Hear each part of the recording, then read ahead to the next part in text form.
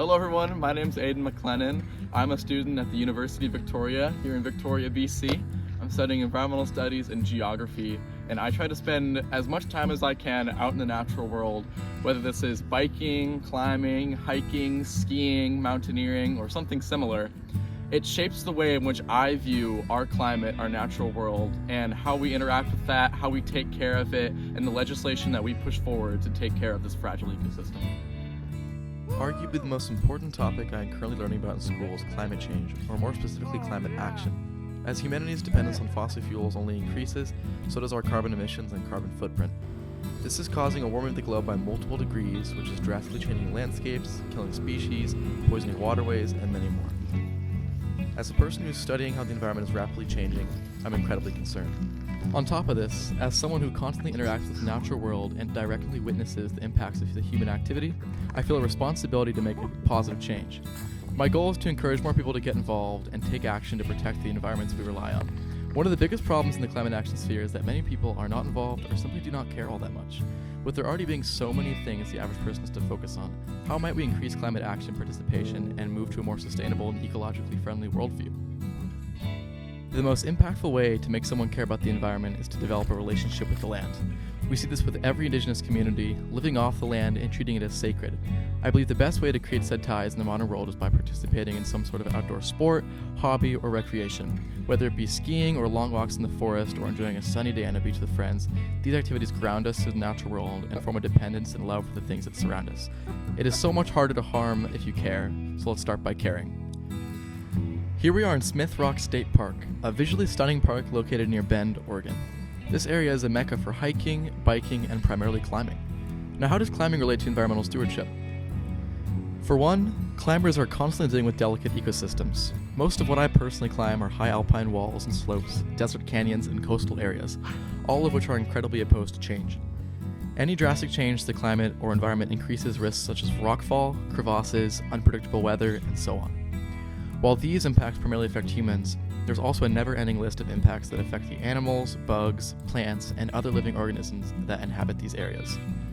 Climbing in these delicate ecosystems means being aware of how our actions affect the environment. This helps us build a closer, more respectful connection to the land. Every hold we grab, every rock we trust to put our foot on connects us to a living ecosystem that countless other creatures depend on. Here in the park, there are many signs of ecological decay, whether it be damage to the vegetation below popular routes, the removal of lichen from rock faces, or damage from bolts and other hardware. These impacts remind us that actions without restoration are incredibly harmful. Because of this, countless organizations have been created by climbers to help the climate. The Access Fund is a non-profit focusing on inspiring the climbing community towards sustainable access and conservation of the climbing environment.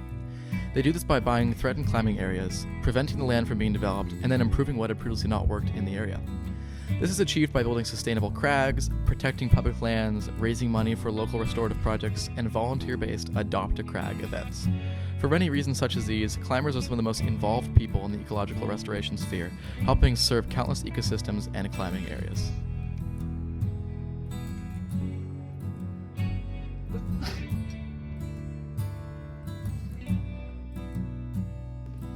Here we are in Cadborough Bay, one of the most popular beaches here in Victoria, BC, and for good reason. It is close to the university, there's a blanket of sand instead of the usual field of sharp rocks, and it has a gorgeous view overlooking the Strait of Juan de Fuca and Olympic Mountains. Despite the water being colder than 10 degrees Celsius, many people still swim in these waters every day. This is because, for many, cold water provides incredible benefits. According to Trey Fade's article about the mind and body, cold exposure can have a ton of benefits, and for some patients has even led to a reduction in depressive symptoms and a cessation of medication after 4 months. Because of this, many people get hooked on polar swimming and polar dipping. With just a Google search about polar dipping in Victoria, hundreds of results came up about different clubs, organizations, articles, and other things such as top places to polar dip around the city. With polar dipping and swimming becoming so popular, and only increasing in popularity, there must be environmental problems that are affecting fragile coastal ecosystems. Some of the most common forms of ecological destruction in the swimming world are caused by sunscreen, beauty products, increased risk of littering, and stress to wildlife, which comes in many forms. According to Nal J. Weed, sunscreen ingredients have been found in a variety of animals, including crabs, prawns and fish, sea urchins, conches, clams and mussels, birds and dolphins. These toxic chemicals leach into our marine ecosystems, which can reduce the amount of sperm and eggs in aquatic animals, and have been shown to affect gene expression and transcription, especially in the brain. These issues lead to a host of other large problems such as low reproduction count, which can lead to the collapse of food chains and eventually entire ecosystems. Swimmers are some of the first people to notice change in various waterways, whether it be water health, beach health, or something else. Swimmers are quite literally engulfed in the natural world. Because trash is often difficult to spot from shore, many people are not quite aware of how much trash is present in our waterways. But once you're on the water, they become obnoxiously visible and even an obstacle to avoid. Also, because swimmers interact with coastal environments, they often see how little wildlife is present in areas that should see hundreds of species, such as coral reefs. This leads to curiosity, which then leads to care, eventually growing into action. This is just what we need. Because of reasons like these, many organizations have been started by swimmers to improve these ecosystems that need help. Whether it is by removing toxins or trash or restoring habitat for our coastal critters, swimmers are here to help. Arguably the most important environmental organization that has been started by a swimmer is the Lewis Pugh Foundation. The LPF was started by endurance swimmer Lewis Pugh, who has pioneered open water swimming in every major open ocean on the planet. He has seen firsthand how human impact changes the environment, and because of this, he started his own foundation to ensure environmental justice for our oceans. According to their About Us page, they do this through the creation of marine protected areas, or MPAs for short, hosting events, increasing public awareness, and more. The LPF has also engaged in trash pickups, including the world's largest beach cleanup, which took place in Versova Beach, Mumbai, in 2016.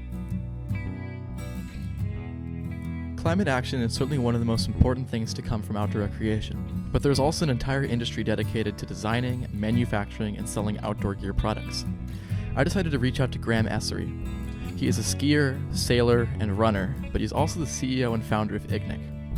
IGNIC is an outdoor heating company focused on sustainability that creates change through innovation, problem solving, and our passion for the outdoors. Their products include refillable propane canisters, sustainable campfires, rechargeable hand warmers, heated blankets, and more. I reached out to Graham and scheduled an interview with him to ask about his company and climate action. What we discussed provided me with a lot of knowledge about the industry as a whole, but also his takes on outdoor recreation and climate action.